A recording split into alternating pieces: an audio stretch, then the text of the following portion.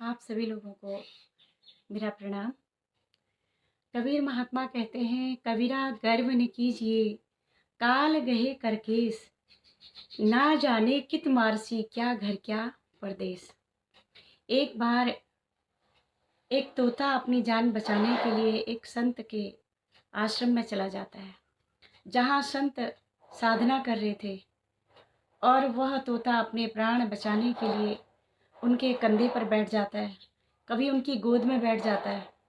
तो संत जब आँख खोल करके देखते हैं तो दया की नज़रों से उन्होंने उस तोते को देखा, जैसे वो तोता गुहार लगा रहा हो कि मेरी जान खतरे में है, मुझे बचा लीजिए। शरणागत की रक्षा करना तो कोई संत महान पुरुषों से सीखे। वो हमेशा शरणागत की रक्षा करते हैं, चाहे कैसा ही क्यों न हो। तो संत ने उस तोते को अपने ध्यान के बल से देखा कि बहुत दूर, कोसों दूर एक गुफा देखी, और उस तोते को वो गुफा में भेज दिया। तो जैसे ही तोता वो गुफा में जाता है और इतनी गहरी श्वास लेकर के, आनंद की श्वास लेकर के, और वह जो है वहाँ पर जैसे ही वो आंखें बंद करके राहत की श्वास ले रहा था, इतने में पीछे से एक बिल्ली आई और उस बिल्ली ने उसको अपना आहार बना लिया। कहने का तात्पर्य, जगह उठ के कभी नहीं जाती, इंसान जाता है वहाँ पर। और हम कहीं जाते नहीं हैं, हमें भेजा जाता है। हम अपने आप नहीं जाते, हमें पहुंचाया जाता है।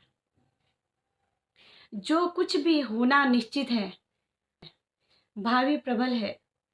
इसलिए कहने का मेरा तात्पर्य कि इस संसार के अंदर हम कर्म करने का हमें अधिकार है, हम कर्म कर सकते हैं।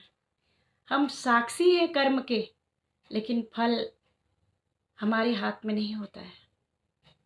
इसीलिए समय बहुत बड़ा बलवान होता है।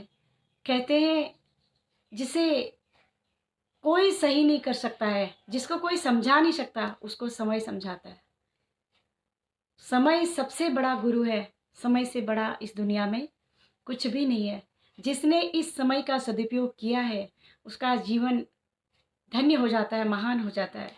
जिसने इस समय की कद्र नहीं की, वह इंसान भी नहीं रह पाता है।